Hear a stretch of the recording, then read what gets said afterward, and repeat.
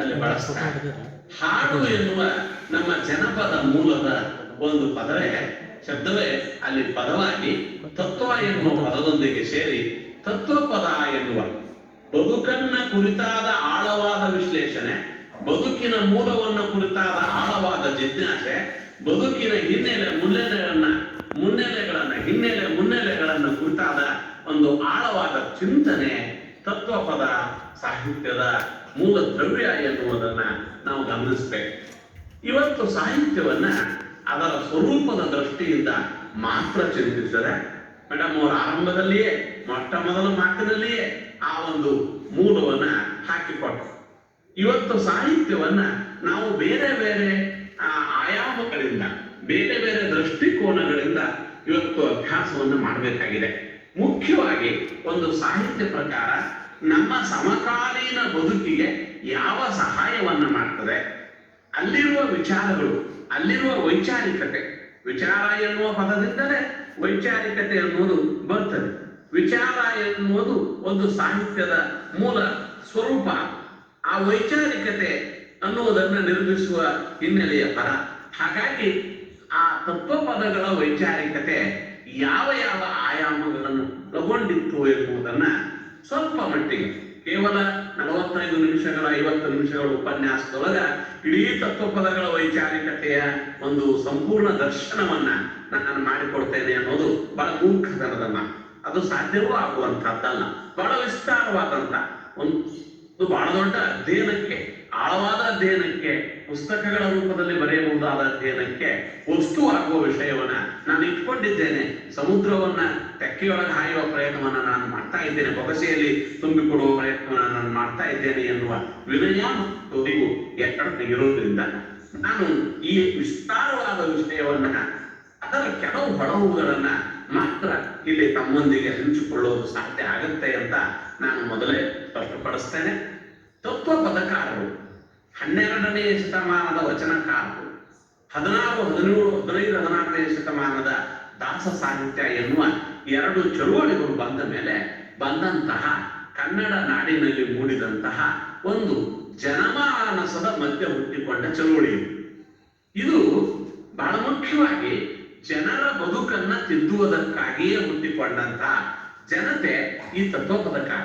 ಇವರಿಗೆ ಯಾವುದೇ ಒಂದು ಜಾತಿ ಇಲ್ಲ, ಯಾವುದೇ ಒಂದು ಪಂಥವಿಲ್ಲ, ಯಾವುದೇ ಒಂದು ಸಂಸ್ಥೆ ಇಲ್ಲ, ಯಾವುದೇ ಒಂದು ಹಿನ್ನೆಲೆಯ ಒಂದು ತಾತ್ವಿಕ ತಳಹದಿಯನ್ನ ಇಟ್ಟುಕೊಳ್ಳಲಾರದೆ ಇವರು ಬಹಳ ಔನ್ನತ್ಯವಾದ ಬದುಕನ್ನ ಕಳೆಯುವ, ಉದಾತ್ತವಾದ ಚಿಂತನೆಯನ್ನು ವ್ಯಕ್ತ ಮಾಡುವ, ಜನರ ಬದುಕನ್ನ ಸುಧಾರಣೆ ಮಾಡುವ ವಿಸ್ತಾರವಾದ ಆಯಾಮವನ್ನು ಇಟ್ಟುಕೊಂಡು ತತ್ವಪದಗಳು ಕನ್ನಡದಲ್ಲಿ ಹುಟ್ಟಿಕೊಳ್ತಾರೆ. ತತ್ವಪದ ಬಹಳ ಮುಖ್ಯವಾಗಿ ಏನನ್ನ ಹೇಳ್ತಾರೆ, ಅದರ ಉದ್ದೇಶ ಏನಾಗಿತ್ತು ಅನ್ನೋದನ್ನ ನಾವು ಆಲೋಚನೆ ಮಾಡ್ತಾ ಹೊರಟ್ರೆ, ತತ್ವಪದ ಸಾಹಿತ್ಯ ಪ್ರಧಾನವಾಗಿ ಅದು ಭಕ್ತಿ, ವೈರಾಗ್ಯ, ಜ್ಞಾನ, ಮೋಕ್ಷ, ಗುರು, ಆಧ್ಯಾತ್ಮ, ಆತ್ಮನ ಬಿಡುಗಡೆ, ಅಲೌಕಿಕ ಆನಂದ ಮುಂತಾದವುಗಳ ಚಿಂತನೆಗೆ ಪ್ರಾಮುಖ್ಯತೆಯನ್ನು ಪಟ್ಟಂತ ಸಾಹಿತ್ಯ ಇದು. ಹಾಗೆ ನೋಡಿದರೆ ಇಹದ ಬದುಕಿಗಿಂತ ಪರದ ಬದುಕಿನಲ್ಲಿ ಕಣ್ಣು ನೆಟ್ಟ ಸಾಹಿತ್ಯ.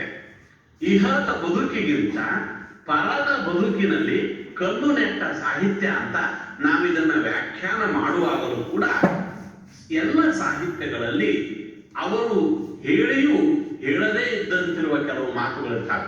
ಹಾಗಾಗಿ ಇವತ್ತು ನಾವು ತತ್ವಪದ ಸಾಹಿತ್ಯವನ್ನ ಆಧ್ಯಾತ್ಮಿಕ ನೆಲೆಗಿಂತ ಮುಖ್ಯವಾಗಿ ಅವರು ಏನು ಆಧ್ಯಾತ್ಮಿಕ ನೆಲೆಯಿಂದ ವ್ಯಾಖ್ಯಾನ ಮಾಡ್ಬೇಕಂತ ಹೊರಟಿದಾರೋ ಅದಕ್ಕಿಂತ ಮುಖ್ಯವಾಗಿ ಅವರು ಒಳಗೆ ಸೂತ್ರದ ರೂಪದೊಳಗ ಇಹದ ಬದುಕನ್ನ ಸುಂದರಗೊಳಿಸಿಕೊಳ್ಳುವುದು ಹೇಗೆ ಎನ್ನುವ ವಿಚಾರಗಳನ್ನ ಅವರು ನಮಗೆ ಸೂಕ್ಷ್ಮವಾಗಿ ಬಿಟ್ಟುಕೊಟ್ಟಿರುವುದರಿಂದ ಆ ತತ್ವಪದಗಳ ವೈಚಾರಿಕತೆ ಅನ್ನೋದು ಆಳದ ನೆಲೆಯಲ್ಲಿ ಆಧ್ಯಾತ್ಮಿಕವಾದ ವಿಚಾರವನ್ನು ಒಳಗೊಂಡಿದ್ದು ಕೂಡ ಅದು ಇನ್ನೊಂದು ನೆಲೆಯಲ್ಲಿ ಇಹದ ಬದುಕನ್ನ ಸುಧಾರಣೆ ಮಾಡುವಂತಹ ಒಂದು ವೈಚಾರಿಕ ಆಯಾಮವನ್ನು ಅದು ಪಡ್ಕೊಂಡಿರುವ ಕಾರಣ ಇವತ್ತು ಈ ತತ್ವಪದಗಳು ಸಮಕಾಲೀನ ಬದುಕಿಗೆ ಶರಣರಷ್ಟೇ, ದಾಸರಷ್ಟೇ, ಇನ್ನೂ ಒಂದು ಹಂತ ಮುಂದೆ ಹೋಗಿ ಅವರಿಗಿಂತ ಮುಂದುವರೆದು, ಯಾಕಂದ್ರೆ 12ನೇ ಶತಮಾನದ ವಚನ ಸಾಹಿತ್ಯ ಇವತ್ತು ಸಾಂಸ್ಥೀಕರಣಗೊಂಡಿದೆ.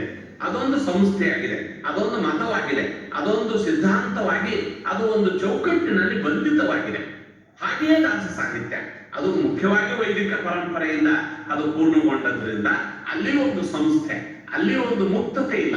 ವಚನ ಸಾಹಿತ್ಯ ಉಂಟಾಗುವ ಸಂದರ್ಭದಲ್ಲಿ, ಹುಟ್ಟಿಕೊಂಡ ಸಂದರ್ಭದಲ್ಲಿ ಅತ್ಯಂತ ವೈಚಾರಿಕವಾದ, ಅತ್ಯಂತ ಮುಕ್ತವಾದ, ಸಮಾಜದ ಎಲ್ಲರನ್ನೂ ಒಳಗೊಳ್ಳುವ ಒಂದು ಸಾಹಿತ್ಯವಾಗಿ ಅದು ಹುಟ್ಟಿಕೊಂಡಿದ್ದರೂ ಕೂಡ ಇವತ್ತು ಸಾಂದರ್ಭಿಕ ಸಮಸ್ಯೆ ಏನಪ್ಪಾ ಅಂತಂದ್ರೆ ಅದು ಒಂದು ಸಂಸ್ಥೀಕರಣಗೊಂಡಂತ, ಒಂದು ಸೀಮಿತವಾದ ಚೌಕಟ್ಟಿನ ವರ್ಗಕ್ಕೆ ಸೇರಿಕೊಂಡಂತಹ ಒಂದು ಸಾಹಿತ್ಯವಾಗಿ ಅದು ಉಳಿದುಕೊಂಡಿರೋದ್ರಿಂದ ಆ ಎರಡೂ ಸಾಹಿತ್ಯಗಳಿಗಿಂತ ಬಹಳ ಮುಕ್ತವಾದಂತ. ಯಾಕಂದ್ರೆ ತತ್ವಪದಕಾರರಿಗೆ ಯಾವುದೇ ಒಂದು ಸೀಮಿತ ಜಾತಿ ಇಲ್ಲ.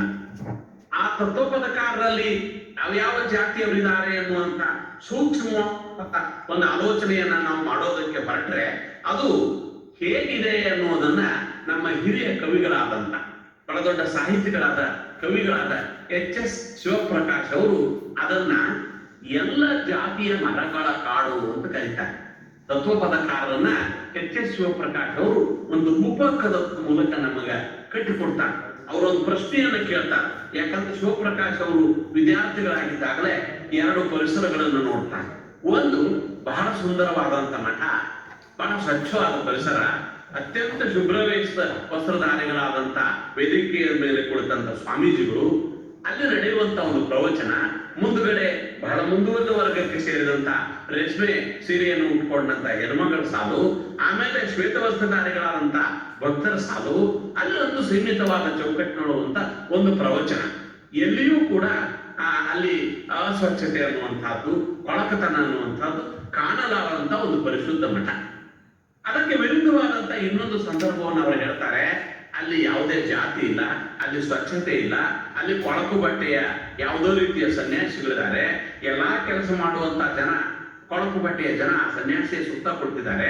ಸನ್ಯಾಸಿ ಒಂದು ಸುಂದರವಾದ ಹಾಡನ್ನು ಹಾಡ್ತಾನೆ, ಅದನ್ನ ಆಗಾಗ ವಿವರಿಸ್ತಾನೆ. ಆತ ಹಾಡು ಹಾಡುವಾಗ, ಭಜನೆ ಮಾಡುವಾಗ ಎಲ್ಲಾ ಕೆಲಸಗಾರರು, ದುಡಿಯುವ ವರ್ಗದ ಜನ, ಕೊಳಕು ಬಟ್ಟೆಯ ಜನ ಅವನೊಂದಿಗೆ ಕೂಡಿ ಹಾಡ್ತಾರೆ. ಇಂತಹ ಒಂದು ಸಂದರ್ಭ. ಈ ಎರಡೂ ಸಂದರ್ಭಗಳನ್ನು ಗಮನಿಸಿದಂತ ಎಚ್.ಎಸ್. ಶಿವಪ್ರಕಾಶ್ ಅವರು ಒಂದು ಪ್ರಶ್ನೆಯನ್ನ ಕೇಳ್ತಾರೆ. ಯಾರಿಗೆ ಕೇಳ್ತಾರೆ ಅಂದ್ರೆ, ತಮಗೆ ಎದುರಾದಂತ ತುಮಕೂರಿನ ತಿಗಳರ ಸರಪಳಿ ಸ್ವಾಮಿ ಗದ್ದುಗೆಯ ಬಳಿ ತಗ್ಗಿದ್ದಂತ ಪಾಂಡವಪುರದ ಅರಸು ಜಾತಿಯ ಶಿವಾನಂದ ಶಿವಯೋಗಿಗಳನ್ನ ಅವ್ರು ಪ್ರಶ್ನೆ ಕೇಳ್ತಾರೆ. ಏನ್ ಸ್ವಾಮಿ, ಅಲ್ಲಿ ನೋಡ್ತೀರಿ ಬಹಳ ಸ್ವಚ್ಛವಾದಂತ ಮಠ, ಶುಭ್ರವಾದ ಪರಿಸರ, ಬಹಳ ಧಾರ್ಮಿಕವಾದಂತ ಅಚ್ಚುಕಟ್ಟಾದ ಪರಿಸರ ಇದೆ. ನೀವು ನೋಡಿದ್ರೆ ಹೀಗೆ ಕೊಳಕು ಬಟ್ಟೆಯ ಜನ, ಕೊಳಕು ಬಟ್ಟೆಯ ಪರಿಸರ, ಇಲ್ಲಿ ಯಾವುದೇ ರೀತಿಯ ಚೌಕಟ್ಟಿಲ್ಲ, ಮಠದ ಆವರಣ ಇಲ್ಲ, ಯಾಕೆ ಹೀಗೆ ಅಂತ ಕೇಳಿದ್ರೆ ಬಹಳ ಸುಂದರವಾದ ಉತ್ತರವನ್ನ ಆ ಶಿವಯುಕ್ತರು ಕೊಟ್ಟಾಕ ಅವರಿಗೆ. ಏನಂದ್ರೆ, ಜತ್ತು ಅನ್ನೋದು ಒಂದು ಕಾಡು, ಅಲ್ಲಿ ಅನೇಕ ಮರಗಳಿದಾವೆ. ಆ ಮಠ ಅನ್ನೋದು ಒಂದು ಮರ ಆದ್ರೆ ನಾವು ಎಲ್ಲಾ ಜಾತಿಯ ಮರಗಳ ಕಾಡು ಅಂತ ಹೇಳ್ತಾರೆ. ಬಹಳ ಸುಮವಾದಂತ ಒಂದು ಮಾತು.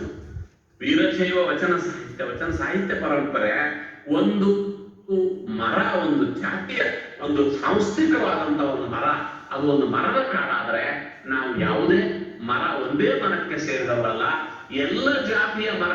ತತ್ವಪದಕಾರರು ಎನ್ನುವ ರೂಪಕಾತ್ಮಕವಾದಂತ ಮಾತನ್ನ ಅವ್ರು ಹೇಳ್ತಾರೆ. ಯಾಕೆ ಈ ಮಾತನ್ನ ನಾನು ಹೇಳ್ತೇನೆ ಅಂತಂದ್ರೆ, ಲೌಕಿಕವಾಗಿ ಒಂದು ಜಾತಿ, ಒಂದೇ ಒಂದು ಕಾಯಕಕ್ಕೆ ಈ ತಪಪದಕಾರರು ಸೇರಿರಲಿಲ್ಲ.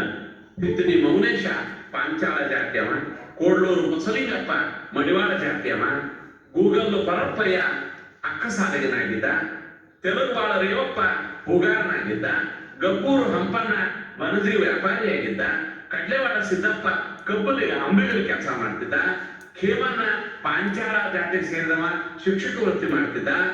ಹೀಗೆ ಈ ಅನೇಕರು, ದೇವದುರ್ಗದ ಚನ್ನಮಲ್ಲ, ಅಂಜಲಿಂಗ ಭದ್ರೇಶ, ಮೊಟ್ಟಳ್ಳಿ ಹಸನ ಸಾಬ, ಶಿಶುನಾಳ ಶರೀಫರು, ಆದಿಯ ಮಾಚಪ್ಪ ನೇಕಾರಿಕೆಯನ್ನು ಮಾಡ್ತಿದ್ದ, ಬೇಲೂರಿನ ಖಾಕಿಪೀರ ಮುಸ್ಲಿಂ ರೈತನಾಗಿದ್ದ, ನಾಟಿ ವೈದ್ಯನಾಗಿದ್ದ, ಶಿವಲಿಂಗವ್ವ ಜಟ್ಟಿ ನೋಡಿ ಪ್ರಪ್ರಥಮ ಮಹಿಳಾ ತತ್ವಪದಕಾರ್ತಿ ಶಿವಲಿಂಗವ್ವ ಜಟ್ಟಿ ಛಲವಾದಿ ಹೆಣ್ಮಗಳು ಹಾದಿ ಬೀದಿಯಲ್ಲಿ ಗಂಟೆ ಬಾರಿಸೋ ಕೆಲಸ ಮಾಡ್ತಿದ್ಲು. ಹೀಗೆ ಸುಮಾರು 400 ತತ್ವಪದಕಾರರು ಬೇರೆ ಬೇರೆ ಜಾತಿಯವರಾಗಿದ್ದು ಬೇರೆ ಬೇರೆ ಕಾಯಕವನ್ನು ಮಾಡ್ತಿದ್ರು. ಮಠಾಧಿಪತಿಗಳು ಬರ್ತಾರೆ, ವ್ಯಾಪಾರಿಗಳು ಬರ್ತಾರೆ, ಒಕ್ಕಲುತನ ಬರ್ತದೆ, ನೇಕಾರಿಕೆ ಬರ್ತದೆ, ಜೀತ ಮಾಡೋರು ಬರ್ತಾರೆ, ಮೌಲ್ಯ ಮುಂತಾದ ಕಾಯಕದಲ್ಲಿದ್ದವರು ಬರ್ತಾರೆ. ಈ ಎಲ್ಲ ಉದಾಹರಣೆಗಳನ್ನ ನಿಮಗೆ ನಾನು ಯಾಕೆ ಉಲ್ಲೇಖ ಮಾಡ್ತೀನಿ ಅಂತಂದ್ರೆ ಇದು ಎಲ್ಲ ಜಾತಿಯ ಮರಗಳ ಕಾಡು. ಇವರಿಗೊಂದು ಜಾತಿ ಇಲ್ಲ, ಒಂದು ಸಂಸ್ಥೆ ಇಲ್ಲ, ಒಂದು ಸೀಮಿತವಾದಂತ ಚೌಕಟ್ಟಿಲ್ಲ. ಹೀಗಾಗಿ ಈ ತತ್ವಪದಕಾರರು ಮುಖ್ಯವಾಗಿ ಅದು ಅನುಭವ ಸಾಹಿತ್ಯ, ಕೈವಲ್ಯ ಸಾಹಿತ್ಯ ಅಂತ ನಾವು ಅದನ್ನು ಕರೆದರೂ ಕೂಡ ಅವರು ಬದುಕನ್ನ ಕುರಿತಂತೆ, ನಮ್ಮ ಸಮಕಾಲೀನ ಜೀವನವನ್ನು ಕುರಿತಂತೆ ಸುಧಾರಣೆ ಮಾಡಿಕೊಳ್ಳುವ ಒಂದು ನೈತಿಕ ಚೌಕಟ್ಟಿನಲ್ಲಿ ಬದುಕನ್ನು ಕಳೆಯುವ ಒಂದು ನೈತಿಕ ಚೌಕಟ್ಟಿನಲ್ಲಿ ತತ್ವಪದಕಾರರು ತಮ್ಮ ಸಾಹಿತ್ಯವನ್ನ ಮುಖ್ಯವಾಗಿ ಗಮನಿಸಿದ್ದು ಯಾವ ಕಡೆಗೆ, ಅವರ ವೈಚಾರಿಕತೆಯ ಮೂಲ ನೆಲೆ ಯಾವುದು ಅಂತ ಕೇಳಿದ್ರೆ ನೀತಿಯುತವಾದ ಬದುಕನ್ನು ಬದುಕುವುದು. ಬದುಕಿಗೆ ಒಂದು ನೀತಿ ಇರಬೇಕು. ಆ ನೀತಿಯ ಬದುಕನ್ನ ನೀವು ಒಂದು ಬಹಳ ಮಹತ್ವದ ಆರೋಪವನ್ನು ತತ್ವಪದಗಳಿಗೆ ಡಾಕ್ಟರ್ ಸಿ ರಾಮಚಂದ್ರೇಗೌಡರಂತ ಹಿರಿಯ ವಿದ್ವಾಂಸರು ಮಾಡ್ತಾರೆ.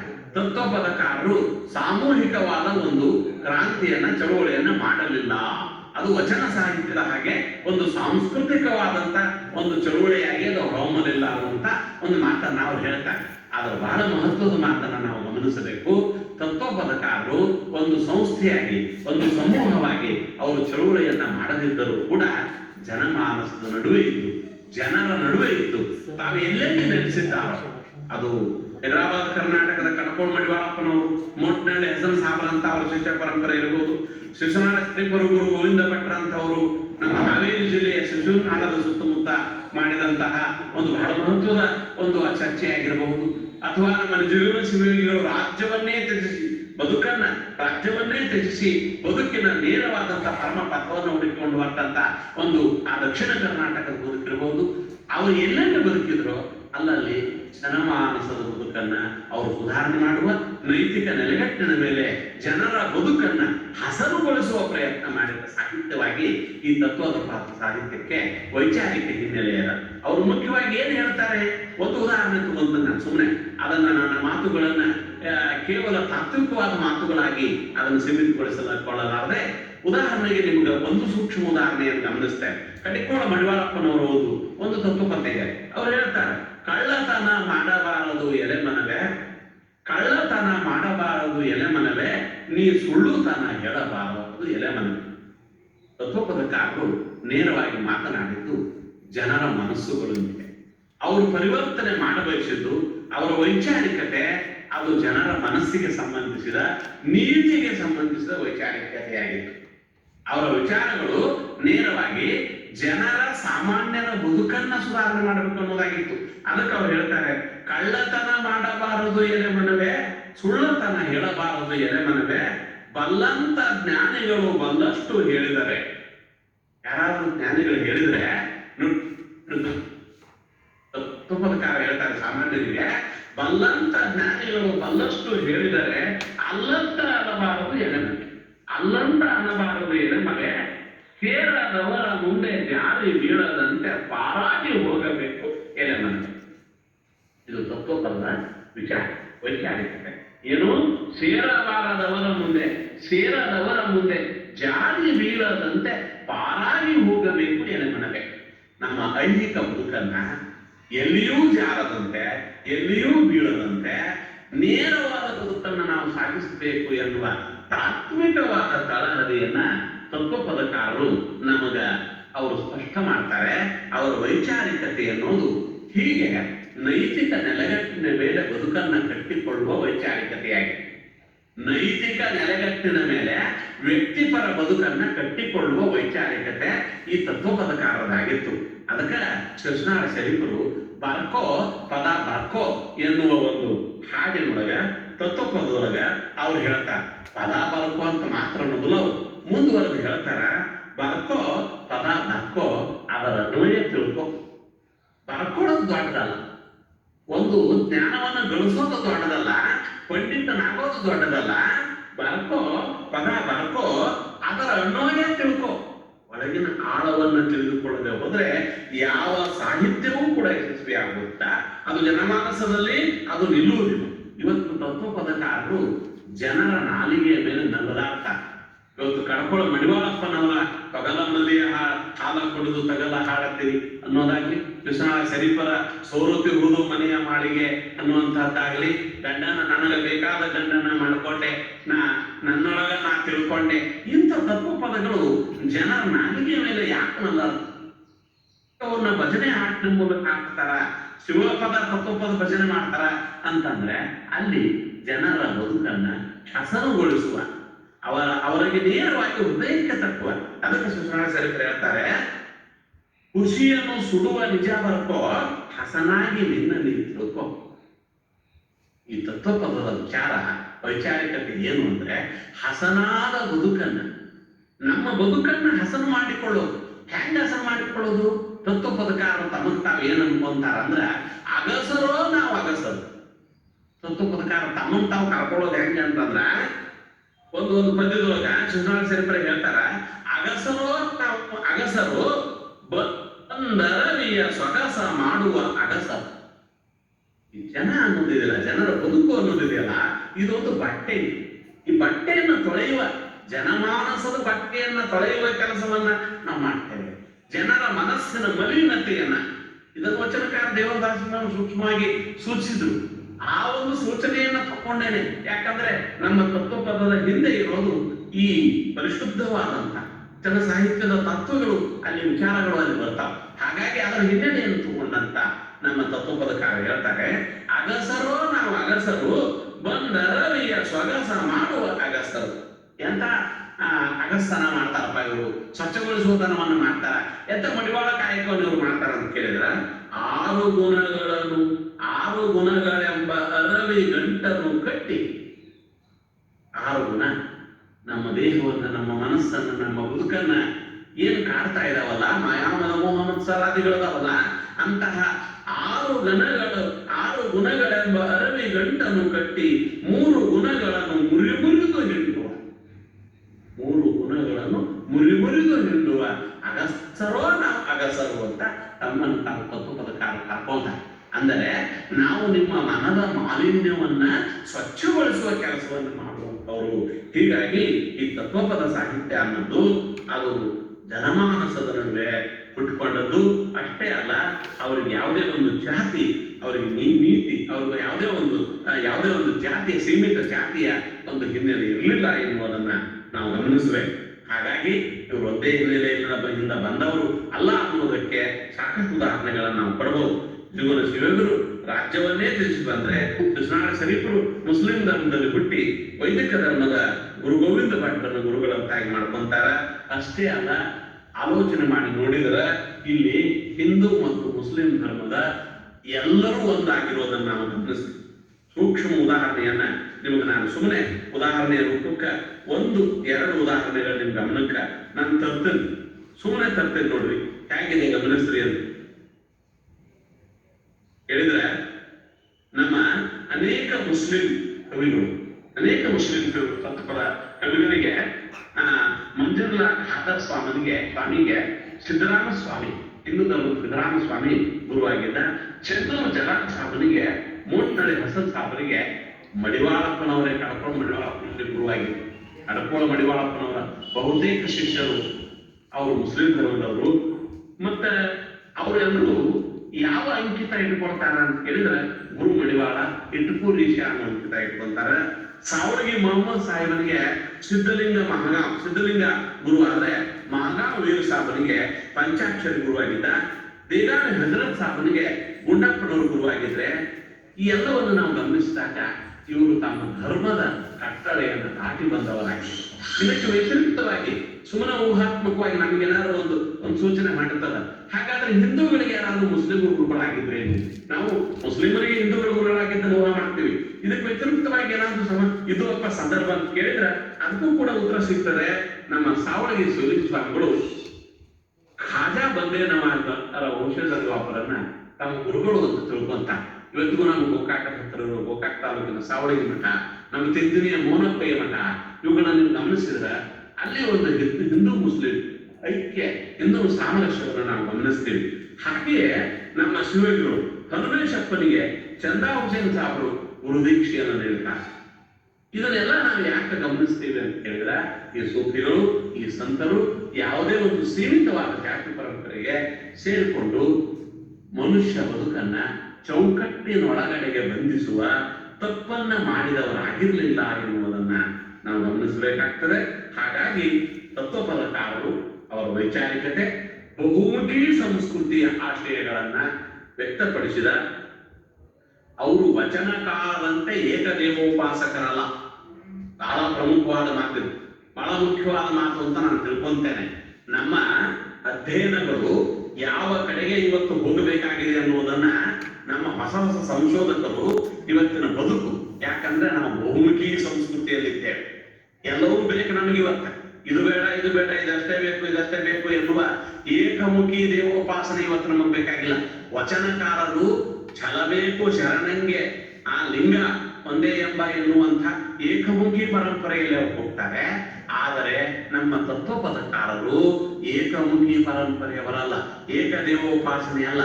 ಶಿಶುನಾಳ ಶರೀಫ ಸೌದತ್ತಿ ಯಲ್ಲಮ್ಮನನ್ನು ಕುರಿತು ಬರೀತಾರೆ. ಶಿಶುನಾಳ ಶರೀಫ ಸೌದತ್ತಿ ಯಲ್ಲಮ್ಮನನ್ನ ಒಪ್ಪಿಕೊಳ್ತಾನೆ.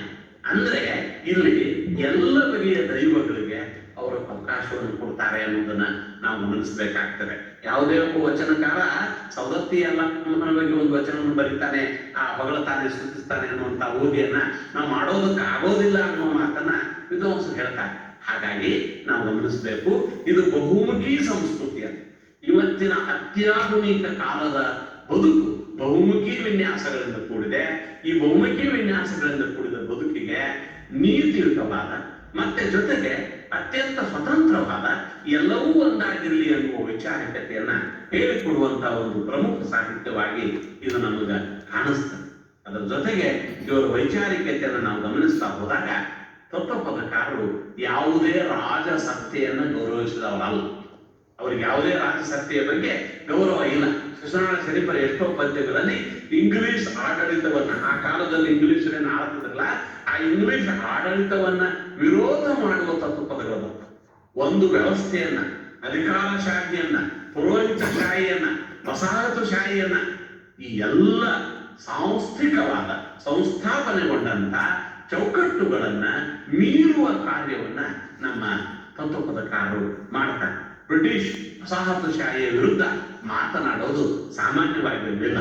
ಆಳುವ ವ್ಯವಸ್ಥೆಯ ದುಷ್ಟತನವನ್ನ ಅವರು ವಿರೋಧಿಸ್ತಾರೆ. ಕಡ್ಕೋಳ ಮಡಿವಾಳಪ್ಪನವರಲ್ಲಿ ಈ ವೈಚಾರಿಕತೆ ಬಹಳ ಉಗ್ರವಾಗಿ ಕಂಡು ಬರ್ತದೆ. ವಚನ ಸಾಹಿತ್ಯದ ಅಂಬಿಗರ ಚೌಡಯ್ಯನ ಹಾಗೆ ಇಡೀ ತತ್ವಪದಕಾರರಲ್ಲಿ ಪ್ರಮುಖವಾದಂತಹ ಕಡ್ಕೋಳ ಮಡಿವಾಳಪ್ಪನವರು ಬಹಳ ಆಳವಾದ, ನೇರವಾದ, ದಿಟ್ಟವಾದ ವೈಚಾರಿಕತೆಗೆ ಹೆಸರಾದವರು. ಆಳವಾದ, ನೇರವಾದ, ದಿಟ್ಟವಾದ ವೈಚಾರಿಕತೆಗೆ ಹೆಸರಾದವರು.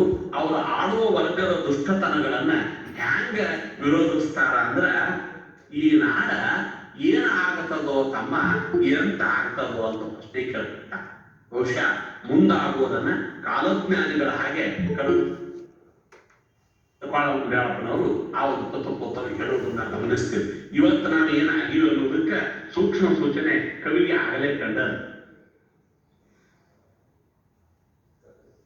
ಯಾಕಂದ್ರೆ ಕವಿ ಋಷಿ ರಕ್ಷಾರ, ಅದಕ್ಕೆ ಅವ್ರು ಹೇಳ್ತಾರ, ಏನ್ ಆಗತ್ತದೋ ತಮ್ಮ, ಎಂತ ಆಗತ್ತದೋ ಈ ನಾಡ, ಏನ್ ಆಗತ್ತದೋ ಎಂತ ಆಗತ್ತದೋ, ದುಡಿದುನ್ನುವ ರೈತರಿಗೆ ಏನಿಲ್ಲ ರೊಕ್ಕ, ದುಡಿದುನ್ನುವ ರೈತರಿಗೆ ಏನಿಲ್ಲ ರೊಕ್ಕ. ನೇರವಾಗಿ ಸಮಕಾಲೀನ ರೈತರ ಬದುಕನ್ನ ಚಿತ್ರಿಸುವ ಸಾಲಿವೆ. 19ನೇ ಶತಮಾನದ ಆದಿಭಾಗದಲ್ಲಿ, 18-19ನೇ ಶತಮಾನದ ಭಾಗದಲ್ಲಿ ಬದುಕಿದಂತ ನಮ್ಮ ಕಡ್ಕೋಳ ಮಡಿವಾಳಪ್ಪ ಹೇಳ್ತಾರೆ ಈ ಮಾತನ್ನು. 3 ವರ್ಷಗಳಿಂದ ಬದುಕಿದವರು, ಏನ್ ಆಗತ್ತದ ಎಂತ ಆಗತ್ತದ ತಮ್ಮ ಈ ನಾಡು, ಈ ನಾಡ ನೀ ನೋಡ ತಮ್ಮ, ದುಡಿದುಣ್ಣುವ ರೈತರಿಗೆ ಏನಿಲ್ಲ ರೊಕ್ಕ, ದುಡಿಯಾದ ಬಂಟರಿಗೆ ಭಾರಿ ಬಿಂಕ. ಇವತ್ತು ವೈಟ್ ಕಾಲರ್ ಜನ ಈ ದೇಶವನ್ನು ಆಳ್ತಾ ಇದ್ದೇವೆ. ಈ ದೇಶವನ್ನ ನಾವೆಲ್ಲರೂ ಆಳ್ತಾ ಇದ್ದೇವೆ. ವೈಟ್ ಕಾಲರ್ ಜನ ಅಂದ್ರೆ ಇದೇ ಈ ಬಿಳಿ ಬಟ್ಟೆಯ ಜನ. ಈ ಬಿಳಿ ಬಟ್ಟೆಯ ಜನ ಇವರಿಗೆ ಭಾರಿ ಬಿಂಕ. ದುಡಿಯುವ ಬಂಟರಿಗೆ ಏನಿಲ್ಲ ರೊಕ್ಕ, ದುಡಿಯದ ಬಂಟರಿಗೆ ಭಾರಿ ಬಿಂಕ, ದುಡಿಸಿಕೊಳ್ಳುವ ಜನಕ ಭಾರಿ ಸೊಕ್ಕ, ಅಂತವರೇ ಆಳಾಕ ಬರ್ತಾರ ದೇಶಕ್ಕ, ಕಳ್ಳರೆಲ್ಲ ಕೂಡಿ ನಾಡುವ ಸರತಿ ಬರ್ತವು. ಕಳ್ಳರೆಲ್ಲ ಕೂಡಿ ನಾಡುವ ಸರತಿ ಬರ್ತದೋ ಅಂತ ಒಂದು 100 ವರ್ಷದ ಹಿಂದೆ ಕಡ್ಕೋಳ ಮಡಿವಾಳಪ್ಪ ಕಾಲಜ್ಞಾನವನ್ನು ನುಡಿದಿದ್ದ, ಅನುಭವವನ್ನು ನುಡಿದಿದ್ದ, ತನ್ನ ವಿಚಾರವನ್ನು ಸ್ಪಷ್ಟ ಮಾಡಿದ್ದ. ಇವತ್ತು ಸಮಕಾಲೀನ ಬದುಕನ್ನ ನಾವು ಗಮನಿಸಿದರೆ ಎಲ್ಲೋ ಸೂಕ್ಷ್ಮವಾಗಿ ಮಡಿವಾಳಪ್ಪನ ಸಾಲು ಸತ್ಯ ಆಗಿದೆ ಅಂತ ನಮಗನಿಸ್ತದೆ. ಹಾಗಾಗಿ ಅವರು ಯಾವುದೇ ರಾಜಸತ್ತೆಯನ್ನ ಅವರು ಅಷ್ಟೇನು ಪ್ರಾಮುಖ್ಯ ಅಂತ ತಿಳ್ಕೊಳ್ಳಿಲ್ಲ. ಜನ ನಡುವಿದ್ರಿಂದ ಅವರು ರಾಜಸತ್ತೆಯನ್ನ ಪ್ರತಿಭಟಿಸ್ತಾರೆ ಅನ್ನೋದನ್ನ ನಾವು ಗಮನಿಸ್ಬೇಕು. ಬಾಲಲಿನ ಮಹಾನ್ ಶಿವಯೋಗಿಗಳು ತತ್ವಪದಕಾರರಲ್ಲಿ ಒಬ್ಬ. ಬಾಲಲಿನ ಮಹಾನ್ ಶಿವಯೋಗಿಗಳು ನಮ್ಮ ಧಾರವಾಡ ಜಿಲ್ಲೆಯ ಮುಳುಗುಂದದಲ್ಲಿ ಅವ್ರು ನೆಲೆಸ್ತಾರೆ. ಅವರು ಮೂಲತಃ ವಿಜಯಪುರ ಜಿಲ್ಲೆಯವರು. ಅಲ್ಲಿಂದ ಅವರು ಸಂಚಾರ ಮಾಡ್ತಾ ಬಾಲಲೀಲ ಮಹಾನ್ ಸ್ವಾಮಿಗಳು ಬಂದು ಮುಳುಗುಂದದಲ್ಲಿ ನೆಲೆಸ್ತಾರೆ. ಇವತ್ತು ಅಲ್ಲಿ ಬಹಳ ದೊಡ್ಡ ಮಠ ಇದೆ. ಆ ಬಾಲಲೀಲ ಮಹಾಂತ ಶಿವಯೋಗಿಗಳು ನಿಜಗುಣ ಶಿವಯೋಗಿಗಳ ಹಾಗೆ ಕೈವಲ್ಯ ದರ್ಪಣ ಅನ್ನುವಂತ ಒಂದು ತತ್ವಪದಗಳ ಸಂಕಲನವನ್ನ ನಂತರದಲ್ಲಿ ನಾವು ಅದನ್ನ ಸಂಪಾದನೆ ಮಾಡಿರೋದನ್ನ ನೋಡ್ತೀವಿ. ಅವ್ರ ಜೀವನದಲ್ಲಿ ನಡೆದಂತ ಒಂದು ಘಟನೆ ಯಾವ ರೀತಿ ರಾಜಸತ್ತೆಯನ್ನು ಇವರು ಧಿಕ್ಕರಿಸಿದ್ರು, ಇವರ ಆಳವಾದ ವೈಚಾರಿಕತೆ ಹೇಗೆ ಅದೊಂದು ಸ್ವತಂತ್ರವಾದ, ಅದೊಂದು ನೇರ ನಿರ್ಭೀತ ನೇರ ನಡೆಯ ವೈಚಾರಿಕತೆಯಾಗಿತ್ತು ಅನ್ನೋದಕ್ಕೆ ಅವ್ರ ಜೀವನದ ಒಂದು ಘಟನೆ ಬರ್ತದೆ. ತಮ್ಮ ಹತ್ರ ಬಂದು ಭೇಟಿ ಆಗುತ್ತಾ ಆಗ ಆಳುತ್ತಿದ್ದ ಮೈಸೂರು ಮಹಾರಾಜ ಮುಮ್ಮಡಿ ಕೃಷ್ಣರಾಜರು ಇವರಿಗೆ ಆಹ್ವಾನ ಮಾಡಿದರು. ಬಾಲಲಿಂಗ ಮಹಾನ್ ಶಿವಗಳಿಗೆ ನೀವು ಬಂದು ನಮ್ಮನ್ನು ಭೇಟಿ ಆಗಪ್ಪ, ನೀ ಬಾ ನನ್ನ ಹತ್ರ ಅಂತ ಇವರು ಆಹ್ವಾನ ಕೊಟ್ಟಾಗ ಅದನ್ನ ಧಿಕ್ಕರಿಸಿದ ಮಹಾಂತ ಶಿವಗಳು ರಾಜಸತ್ತೆಯನ್ನ ನೇರವಾಗಿ ಧಿಕ್ಕರಿಸ್ತಾರೆ. ಇದು ಅವರ ಆಳವಾದ ವೈಚಾರಿಕತೆ. ಸಾಂಸ್ಥಿಕವಾದ ವ್ಯವಸ್ಥೆಯನ್ನ ವಿರೋಧಿಸುವ ಒಂದು ಆಳವಾದ ವೈಚಾರಿಕತೆ. ಶಿವಗಳು ಬರೀತಾರೆ, ನೀನೆಲ್ಲೋ ನಿನ್ನ ದೇಶಲ್ಲೋ ಕೇಳಲ್ಲ ರಾಜ. ಅವರ ಒಂದು ತತ್ವಪದ ಇದೆ. ನೀನೆಲ್ಲೋ ನಿನ್ನ ದೇಶಲ್ಲೋ ಕೇಳಲ್ಲ ರಾಜ, ನಾನೆಲ್ಲೋ ನನ್ನ ಸುಡುಗಾಡ ಠಾವೆಲ್ಲೋ. ಆ ಸುಡುಗಾಡದಾಗಿರೋಣ ನಾನು ಯಾವುದೋ ಒಂದು ಊರಿನಲ್ಲಿರೋವಲ್ಲ, ನಾನೆಲ್ಲೋ ನನ್ನ ಸುಡುಗಾಡ ಠಾವೆಲ್ಲೋ. ಏನ ಆಸೆ ಪಾಶದಲ್ಲಿ ಬಿಗಿರನ್ನ ಕಟ್ಟಿದೆಯೋ, ಕಳ್ಳರನ್ನ ಕೊಟ್ಟು ರೂಢಿ. ನಿನಗ ಕಳ್ಳರನ್ನ ಕಟ್ಟಿ ಹಾಕೋ ರೂಢಿ ಅದ, ಹಾಗೆ ನನ್ನನ್ನು ಕಟ್ಟಿ ಹಾಕ್ಬೇಕಂತಿ. ದರೆಯೊಳಿಗ ಸಕಲ ನರಪತಿಗಳೊಳಗೆಲ್ಲ ನೀ ಶರಣರಡಿಯ ಧೂಳು. ನೀನು ದರೆಯೊಳಗಿರುವ ನರಪತಿಗಳೆಲ್ಲ ಶ್ರೇಷ್ಠರಬಹುದು, ಆದ್ರ ಶರಣರಡಿಗೆ ಧೂಳಿಯೇ ನೀನು ಒಂದು ಧೂಳು. ನೀನು ಧೂಳಿಯೇ ದರೆಯಾದ ಕಾರಣ ಹರಜ್ಞಾನ ರತ್ನ ನಿನಗಿರ್ತಿಹುದು. ಎಲೆ ರಾಜ ಸರ್ವರಿಗೆ ದೊರಕುವುದುಂಟೆ, ಹೇಳುವುದೇನು ತಿಳುವಳಿಕೆ ನಿಮಗೇನು ಹೇಳಿ ನಾನು ಅಷ್ಟಾಲ ಮುಂದುವರೆದು ಹೇಳ್ತಾರ. ನಿಂದೇನು ಊರು ಮೈಸೂರೋ ಏನು ಮೈಸೂರೋ ಅಂತ ವ್ಯಂಗ್ಯವಾಡುವುದನ್ನ ಆ ತತ್ವಪದದಲ್ಲಿ ನಾವು ಗಮನಿಸ್ತೀವಿ. ಅವರ ಆ ವಿರಚಿತ ಕೈವಲ್ಯ ದರ್ಪಣದೊಳಗ ಇಂತಹ ಒಂದು ಪದ್ಯ ಬರುವುದನ್ನು ಗಮನಿಸಿದಾಗ ಅರಸೊತ್ತಿಗೆಯನ್ನು ಕಂಡ್ರ ಅಂತಹ ಗೌರವ ಭಾವವೇನು ಇವರ ವೈಚಾರಿಕತೆಗೆ ಇರಲಿಲ್ಲ. ಹೀಗಾಗಿ ನೇರ ನಿರ್ಭೀತವಾದ ಒಂದು ಬದುಕನ್ನು ನಮ್ಮ ತಿಂತಿನಿ ಮೌನೇಶ್ವರಲ್ಲಿಯೂ ಕೂಡ ಇಂತಹ ಒಂದು ಚೌಪದಿರುವುದನ್ನು ನಾವು ಗಮನಿಸ್ತೀವಿ. ತಿಂತಿನಿ ಮೌನೇಶ್ವರರು ಕೂಡ ಒಬ್ಬ ಶ್ರೇಷ್ಠ ತತ್ವಪದಕಾರ. ಅವರ ಚೌಪದಿಗಳು, ಅವರ ವಚನಗಳು, ಅವರ ವಚನವೊಂದರೊಳಗೆ ರಾಜತ್ವದ ಆಡಳಿತದ ವಿರುದ್ಧ ಅವರು ಎಂತೆಂಥ ವ್ಯವಸ್ಥೆ ನಮ್ಮ ಸುತ್ತ ಅನ್ನೋದನ್ನು ಹೇಳಕ್ಕೆ ಬರೀತಾರೆ. ದಿಳ್ಳಿನ ಖಾನಾರ ಅಳುವ ಜನಪಂತೋಸುವಿ ಬಾಜಾರ ಬಂದಿಯು ಉಂಟಾಗಿ. ಇವತ್ತಿನ ವರ್ತಮಾನದ ವಾಣಿಜ್ಯೀಕರಣದ ಸಂದರ್ಭವನ್ನು ಯಾವುದನ್ನ ಪ್ರೈವೇಟೈಸೇಷನ್ ಅಂತ ನಾವು ಕರಿತೀವಿ, ಯಾವುದನ್ನ ನಾವು ಗ್ಲೋಬಲೈಸೇಷನ್ ಅಂತ ಕರಿತೀವಿ, ಇಂಡಸ್ಟ್ರಿಯಲೈಸೇಷನ್ ಅಂತ ಕರಿತೀವಿ, ಆ ಎಲ್ಲವನ್ನೂ ಕೂಡ ವ್ಯಾಖ್ಯಾನ ಮಾಡ್ತಾರೆ. ನೋಡ್ರಿ, ಬಾಜಾರ ಬಂದೀತು ವ್ಯಾಜ್ಯ ತಂದೀತು. ಈ ವ್ಯಾಪಾರೀಕರಣ ಅನ್ನೋದು ನಮ್ಮ ನಡುವೆ ನಮ್ಮ ಬದುಕಿನಲ್ಲಿ ಅದು ಜಗಳವನ್ನು ಹುಟ್ಟಿಸ್ತದೆ. ಇವತ್ತು ನಾವು ಗಮನಿಸ್ತೀವಿ, ಜಗತ್ತನ್ನಾಳುವ ಹಿರಿಯಣ್ಣಗಳು ಬಡ ರಾಷ್ಟ್ರಗಳನ್ನ, ತೃತೀಯ ರಾಷ್ಟ್ರಗಳನ್ನ ವಾಣಿಜ್ಯೀಕರಣದ ಹೆಸರಿನೊಳಗ, ವ್ಯಾಪಾರೀಕರಣದ ಹೆಸರಿನೊಳಗ, ಗ್ಲೋಬಲೈಸೇಷನ್ ಹೆಸರಿನೊಳಗ, ಮೇಡಮ್ ಅವರಾಗ ಹೇಳಿದ್ರು ಕ್ವಾರಂಟೈನ್ ಅನ್ನೋ ಶಬ್ದವನ್ನು ಸುನಾಳ ಸರಿಪರೆ ಬರೆದು ಬಹಳ ಆಳವಾಗಿ ಅವರು ಅಧ್ಯಯನವನ್ನು ಮಾಡಿದ್ರು. ಅಲ್ಲ, ನಿಜವಾಗ್ಲೂ ಬಹಳ ಸಂತೋಷದಿಂದ ಆ ಮಾತನ್ನು ಕೇಳಿದಾಗ ಈ ನಮ್ಮ ತತ್ವಪದಕಾರರು ಇವತ್ತಿನ ಕಾಲಕ್ಕೂ ಅತ್ಯಂತ ಅನ್ವಯವಾಗುವಂತ ವೈಚಾರಿಕತೆಯನ್ನ ಬಳಸಬೇಕಾಗಿರುವ ವೈಚಾರಿಕತೆಯನ್ನು ಹೇಗೆ ಹೇಳ್ತಾರೆ. ವಿವೀನವಾಬರ ಆಡುವ ದಿನದಂತೋಸುವಿ ಬಾಜಾರ ಬಂದಿತು ವ್ಯಾಜ್ಯ ಉಂಟಾದೀತು, ಸೂಲಿ ಹೊನ್ನಿಗೆಂದು ಮಾರೀತು ಸುವಿ. ಸೂಜಿ ಹೊನ್ನಿಗೊಂದು ಮಾರೀತು ಸುವಿ, ಸೂಜಿ ಹೊನ್ನಿಗೊಂದು ಮಾರೀತು ಅಂತ ಕೇಳಿದ್ರೆ ಇವತ್ತು ಏನಾಗಿದೆ ಅಂತ ಕೇಳಿದ್ರೆ ಒಂದು ಸೂಜಿಯನ್ನ ನಾವು ಬಂಗಾರಕ್ಕೆ ಮಾರುವಂತ ಕಾಲ ಬಂದದ. ಮುತ್ಯದ ಸೋಜಿಗವ ನುಡಿಯುತ್ತೆ ಸುವಿ ಅಂತ ಅವ್ರು ಬರೆಯೋದನ್ನ ನಾವು ಗಮನಿಸ್ತೀವಿ. ಇರಲಿ, ತತ್ವಪದಕಾರರ ವೈಚಾರಿಕತೆ ಜಾತಿ ವ್ಯವಸ್ಥೆಯನ್ನು ವಿಳಂಬಿಸುವುದಾಗಿ. ಅವರು ಜಾತಿ ವ್ಯವಸ್ಥೆಯನ್ನು ವಿಳಂಬಿಸ್ತಾರೆ, ಆಡಂಬರ ಬದುಕನ್ನು ವಿಡಂಬಿಸ್ತಾರೆ, ಡಾಂಬಿಕ ಬುದ್ಧಿಯನ್ನು ವಿಡಂಬಿಸ್ತಾರೆ. ಅವರ ವೈಚಾರಿಕತೆ ಹಿನ್ನೆಲೆಯೊಳಗ ಸಮಾಜದ ನಡುವೆ ಉಂಟು ಮಾಡಿದ ಜಾತಿ ವ್ಯವಸ್ಥೆ ಉಂಟು ಮಾಡಿದ ಒಂದು ವ್ಯವಸ್ಥೆಯ ವಿರುದ್ಧ ತತ್ವಪದಕಾರರು ಬಂಡಾಯವನ್ನು ಹೂಡ್ತಾರೆ. ಅದು ವಚನಕಾರರ ಹಾಗೆ ಒಂದು ಸಾಂಸ್ಥಿಕ ಸಾಮೂಹಿಕ ಬಂಡಾಯ ಅಲ್ಲ. ನಾನು ಒಪ್ಪಿಕೊಳ್ತೇನೆ ಆ ಮಾತನ್ನ, ಸಿ ರಾಮಚಂದ್ರಗೌಡರ ಮಾತನ್ನ ನಾನು ಒಪ್ಪಿಕೊಳ್ತೇನೆ. ಆದರೆ ಅದು ಜನಮಾನಸದ ನಡುವೆ, ಜನರ ನಡುವೆ ನಡೆದ ಬಂಡಾಯವಾಗಿತ್ತು. ಜನರೇ ಕೂಡಿ ಮಾಡುವ ಒಂದು ಬಂಡಾಯಕ್ಕೆ ಪ್ರೇರಣೆ ಆಗ್ತದೆ. ವರ್ಣಾಶ್ರಮ ಧರ್ಮದ ನಂಬಿಕೆ, ಆಚರಣೆ, ಪ್ರತಿಷ್ಠೆಗಳನ್ನ ತತ್ವಪದಕಾರರು ಆಳವಾಗಿ ತಿರಸ್ಕಾರ ಮಾಡಿದ ವೈಚಾರಿಕತೆ ಅವ್ರದ್ದಾಗಿತ್ತು.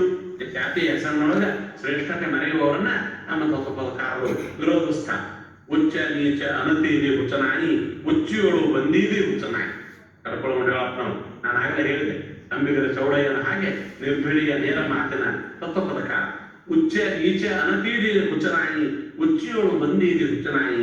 ಕುಲ ಕುಲ ಅನತೀದಿ ಕುಲಗೇಡಿ, ಕುಲದ ಖೂನ ಹೇಳ ನೀನಿದೆ ನೋಡಿ. ಕೆಳಗೆಂದು ಮೇಲೆಂದು ಹಾರಾಡತೀನ, ನಾವೆಲ್ಲರೂ ಒಂದರಿ ತಿರುಗೇಡೀನಿ. ಹಮ್ಮೋಡು ಬಿದ್ದು ಪರಾಟೆ ಸಾಯ್ತೀವಿ, ಸುಮ್ಮನೆ ವೇದಾಂತ ಹೇಳ್ತೀವಿ ನೀ ಕೋಡಿ ಅಂತ ಹೇಳಿ ಅವರು ತಾತ್ವಿಕವಾಗಿ ಈ ಜಾತಿ ವ್ಯವಸ್ಥೆಯನ್ನ ಮಾಡಿಕೊಂಡವರನ್ನ ವಿರೋಧಿಸುವ ವೈಚಾರಿಕತೆಯನ್ನ ವ್ಯಕ್ತ ಮಾಡ್ತಾರ. ತೊಗಲ ಮಲಿಯ ಹಾಲ ಕೊಡುದು ಕುಲಕುಲವೆಂದು ಬಡಿದಾಡುವವರನ್ನು ಕಂಡು ಅವ್ರು ಹೇಳ್ತಾರ, ನಾವೆಲ್ಲರೂ ಒಂದೇ ರೀತಿ ಹುಟ್ಟಿ ಬಂದವರು, ಕುಲ ಒಂದೇ, ಯಾವುದೇ ರೀತಿಯ ಅಂತರ ಇಲ್ಲ, ಕುಲವಂದೇ ಏನು ಅನ್ನುವ ಸರ್ವಜ್ಞನ ಮಾತನ್ನ ನೆಲವೆಂದೇ ಹೊಲಗೇರಿ ಜಲವಂದೇ ಶೌಚ ಆಚಮನಕ್ಕೆ ಕುಲವೆಂದೇ ತನ್ನ ತಾನರಿದವಂಗೆ ಎನ್ನುವ ಮಾತನ್ನ ಇಲ್ಲಿ ಅವರು ಸೂಕ್ಷ್ಮವಾಗಿ ಮನಸ್ಸಿನಲ್ಲಿ ಇಟ್ಟುಕೊಂಡು ಹೇಳ್ತಾರ. ಅವರ ವಿಶೇಷವಾದ ವೈಚಾರಿಕ ತಾತ್ವಿಕತೆ ಈ ಜಾತಿ ವ್ಯವಸ್ಥೆಯನ್ನು ವಿಡಂಬಿಸುವುದಾಗಿತ್ತು. ತೊಗಲ ಮಲೆಯ ಹಾಲ ಕುಡಿದು ದೊಡ್ಡವರಾಗಿ ಶೀಲ ಮಾಡತ್ತೀವಿ ನಾಡೆಲ್ಲ, ತೊಗಲ ಮಲೆಯ ಹಾಲ ಕುಡಿದ ದೊಡ್ಡವರಾಗಿ ಶೀಲ ಮಾಡತ್ತೀರಿ. ತೊಗಲ ನಾಡೆಲ್ಲ ಗಂಧ ಗುತ್ತಿ ತೊಗಲಿಗೆ ಧರಿಸಿ ಜಾತಿ ಜಾತಿ ಬ್ಯಾಲಿ ಅನಿಸಿ.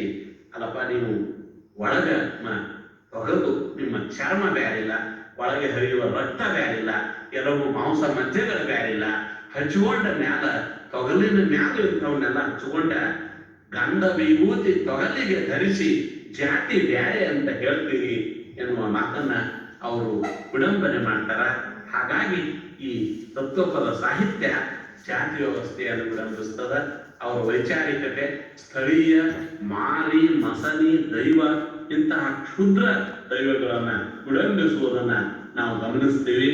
ಅವರು ಆ ಕಾಲದ ಅವರ ವಿಚಾರಗಳನ್ನು ನಾವು ಗಮನಿಸಿದ್ರೆ ಅಲ್ಲಿ ಬಹಳ ಪ್ರಮುಖವಾಗಿ ಧಾರ್ಮಿಕ ಸಾಮರಸ್ಯ ಅವರ ಬದುಕಿನೊಳಗೆ ಇದ್ದದ್ದನ್ನು ನಾವು ನೋಡ್ತೀವಿ. ವಿಚಾರವಾದಿಗಳಾದಂಥವರೆಲ್ಲರೂ ಕೂಡ ಅವರು ಯಾವ ರೀತಿ ಆಲೋಚನೆ ಮಾಡ್ತಾರ ಅಂತ ಹೇಳಿದ್ರೆ, ಮಾನಗೇಡಿ ಮಂದಿ ಹುಟ್ಟಿ ಮತ್ತೆ ಕೆಡ್ಸ್ಯಾರೋ, ಉಡಾಳ ಮಂದಿ ಊರೊಳಗ ಹಿಡಿಯಕ್ಕೆ ಬಾರದು ಕರ್ಕೊಂಡು ಹೊಡ್ಯಪ್ಪ ಅಂತ ಏನಾಗೈತೆ ಇವತ್ತು ಜಗತ್ತಿನೊಳಗ ಅಂದ್ರೆ, ಯಾರು ಆಳಾಕತ್ತಾರ ನಮ್ಮನ್ನು,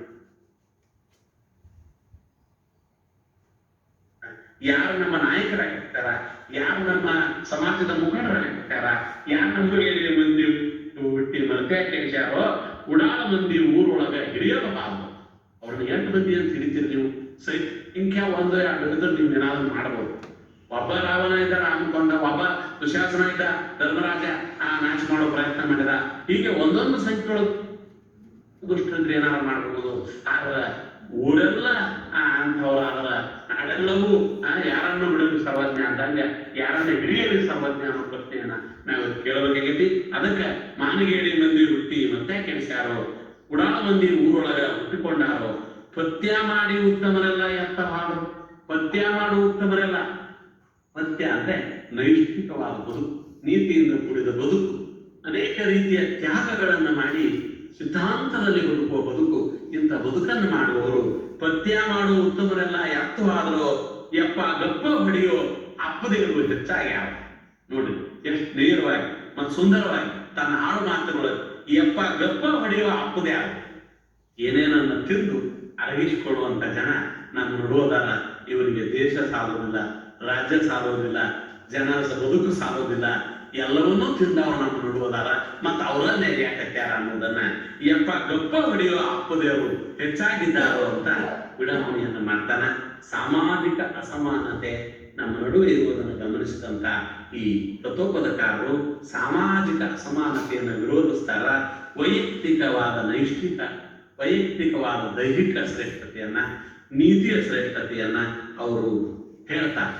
ಬಹಳ ಮುಖ್ಯವಾಗಿ ಅವರ ವೈಚಾರಿಕತೆ ಸಾಮೂಹಿಕ ಶ್ರೇಷ್ಠತೆಯನ್ನ ಪ್ರಬಲವಾಗಿ ಸಾರುವುದಕ್ಕಿಂತ ವ್ಯಕ್ತಿ ತನ್ನನ್ನು ತಾನು ಸುಧಾರಿಸ್ಕೊಳ್ಳಿ, ಸಮಾಜ ತಾನೇ ಸುಧಾರಿಸ್ತದೆ. ವ್ಯಕ್ತಿ ತನ್ನನ್ನು ತಾನು ಸುಧಾರಿಸ್ಕೊಳ್ಳಿ, ಸಮಾಜ ತಾನೇ ಸುಧಾರಿಸ್ಕೊಳ್ತದೆ ಅನ್ನೋದನ್ನ ಅದು ಮುಖ್ಯವಾಗಿ ಪ್ರಬಲವಾಗಿ ಅದು ಪ್ರಸ್ತಾಪ ಮಾಡ್ತದೆ. ಯಾಕಂದ್ರೆ ಅವರ ಒಂದು ಸಪ್ತಭೂಷಣ ಶಿವಯೋಗಿಗಳ ಒಂದು ಪದ್ಯವನ್ನ ನಾನಿಲ್ಲಿ ಗಮನಿಸ್ತಾ ಆ ಮಾತಿಗೆ ನನ್ನ ಮಾತಿಗೆ ನಾನು ತಾತ್ವಿಕವಾದ ಸಾಕ್ಷಿ ತರ್ತೇನೆ. ಸಪ್ತಭೂಷಣ ಶಿವಯೋಗಿಗಳು ಒಂದು ತತ್ವದಲ್ಲಿ ಹೇಳ್ತಾರೆ, ಜನಮೆಚ್ಚಿ ನಡಕೊಂಡರೇನುಂಟು ಲೋಕದಿ ಮನಮೆಚ್ಚಿ ನಡಕೊಂಬುದೇ ಚಂದವು. ಅವರಿವರನ್ನ ಮೆಚ್ಚಿಸುವುದಕ್ಕಾಗಿ ನಾವು ಬದುಕಬಾರ್ದು. ನಮ್ಮ ಮನಸ್ಸಿಗೆ ನಾವು ಕರೆಕ್ಟ್ ಇದ್ರೆ ಸಾಕು. ಅಂದರೆ ನಮ್ಮ ಮನಸ್ಸು ಯಾವುದನ್ನ ನೀತಿಯೇ ಇರ್ಬೇಕು, ಮತ್ತೆ ಯಾವುದನ್ನ ನಿಷ್ಠೆ ಅಂತ ಹೇಳ್ತದೆ ಅದರ ಪ್ರಕಾರ ನೀವು ಬದುಕ್ರಿ ಅಂತ ಹೇಳ್ತಾರ. ಜನಮೆಚ್ಚಿ ನಡಕೊಂಡರೇನುಂಟು ಲೋಕದಿ ಮನಮೆಚ್ಚಿ ನಡಕೊಂಬುದೇ ಚಂದವೋ. ಜನರೇನು ಬಲ್ಲರು ಒಳಗಾಗೋ. ಮನಸ್ಸಿನೊಳಗೆ ಮನಸ್ಸಿನಾಗ ನಡೆಯುವುದನ್ನ ಯಾರು ಹೇಳಕ್ ಬರ್ತದೆ? ಅದಕ್ಕೆ ಜನರೇನು ಬಲ್ಲರು ಒಳಗಾಗೋ ತತ್ವದ ಮನವರಿಯದ ಕಳ್ಳತನವಿಲ್ಲ. ನಮ್ಮ ಮನಸ್ಸು ಮಾತ್ರ ನಮ್ಮನ್ನ ಅದು ಗುರುತಿಸ್ತದೆ ಅನ್ನೋದನ್ನ ನಾವು ಹೇಳ್ತಾರೆ. ಹಾಗಾಗಿ ಜನಮೆಚ್ಚಿ ನಡ್ಕೊಳ್ಳೋದಕ್ಕಿಂತ ಮನಮೆಚ್ಚಿ ನಡ್ಕೊಳ್ಳುವ ವೈಚಾರಿಕತೆಯನ್ನ, ಅಂದ್ರೆ ಸಾಮೂಹಿಕವಾದದಕ್ಕಿಂತ ವ್ಯಕ್ತಿನಿಷ್ಠ ಒಂದು ವೈಚಾರಿಕತೆಯನ್ನ, ವ್ಯಕ್ತಿನಿಷ್ಠ ವೈಚಾರಿಕತೆಯನ್ನ ಇವರು ಪ್ರಮುಖವಾಗಿ ಸಾರ್ತಾರ. ಅದಕ್ಕೆ ನಾವು ಏನೇನಾರ ಮಾತಾಡಿ ಹೇಗ್ಯಾಗಾರ ಬದುಕುವುದನ್ನ ಒಪ್ಪುವುದು. ಬಾಯಿಲೊಂದು ಆಡ್ತೀರಿ, ಮನಸ್ಸಿನಾಗ ಒಂದು ಮಾಡ್ತೀರಿ, ಬರದಿಟ್ಟು ಓದ್ಕೊಂಡು ಭ್ರಾಂತಿಗೆ ಹೋಗ್ತೀರಿ ಅಂತ ಕಡ್ಕೊಂಡು ಮಡಿವಾಳಪ್ಪನವರು ಮಾತಿನ ಓದಿನ ಜನರಿಗೆ ಶಾಸ್ತ್ರ ಪುರಾಣ ವೇದ ಆಗಮ ಮಾಡಿ ಇಟ್ಟಾರೋ, ಮುಂದೆ ಓದುವುದಕ್ಕ ನಿಲುಕದ ಮಾತಿಗೆ ನಿಗರೇಕ ಸತ್ತಾರೋ. ಮುಂದೆ ಓದುವುದಕ್ಕ ಆಗಲಾರದಂತ ಇವತ್ತು ಶಾಸ್ತ್ರ ಪುರಾಣ ಇವುಗಳನ್ನ ನಾವು ಯಾರು ಓದ್ತಾ ಇದ್ದೀವಿ, ಯಾರು ಅವುಗಳ ಒಳಗಿನ ಅರ್ಥವನ್ನು ತಿಳ್ಕೊಂಡಿಲ್ಲ.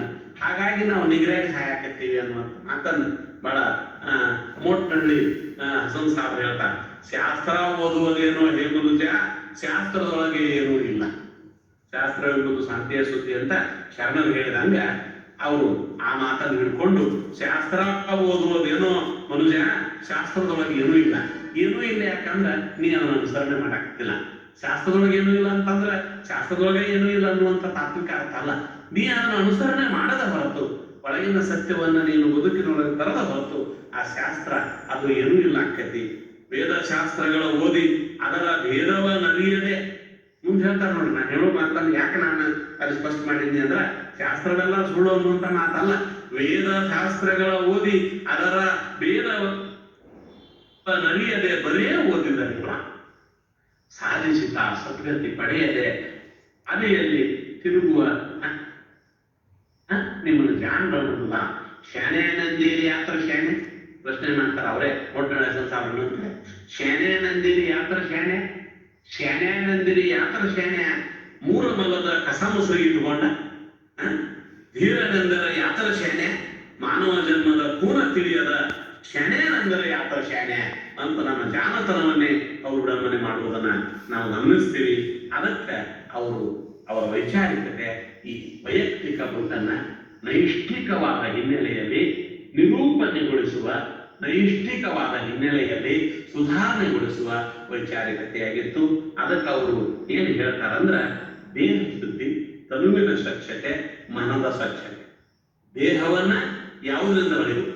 ನೀರಿಂದ ತೊಳೆಯಬೇಕು ಅನ್ನೋದು ನಾವು ಜ್ಞಾನದಿಂದ ತೊಳೆಯಬೇಕಂತ. ನೀರಿಂದ ತೊಳೆಯುವಂತ ಇದ್ದದ್ದೇನೆ, ಅದನ್ನ ನಾವು ಬೇಡ ಅನ್ನೋದಿಲ್ಲ. ಆದ್ರ ಹದ ಮಾಡ್ದಂಗೆ ಗಡಿಗೆ ತೊಳೆದಂಗೆ ಉದಾಹರಣೆಯಿಂದ ಕೊಡ್ತಾರ ನೋಡಿ.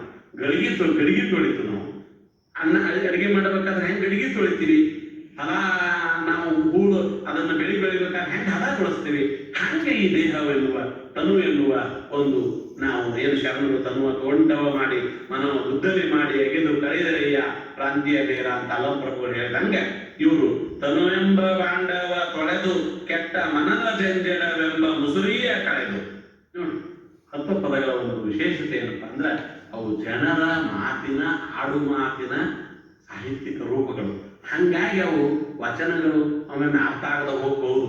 ಅಲ್ಲಿ ಅನೇಕ ವಚನಗಳಲ್ಲಿ ಅನೇಕ ನಮಗೆ ತಿಳಿಯಲಾರಂತ ಬೆಳಗಿನ ವಚನಗಳು ಬರ್ತಾವ. ಅವ್ನ ಮಾತು ಯಾರೋ ಟೀಕ್ ಬರೀಬೇಕು ಇಲ್ಲ ವಿವರಿಸ್ಕೊಳ್ಳೋದು. ಹಾಗಲ್ಲ, ಇವೇ ಸರಳದವ.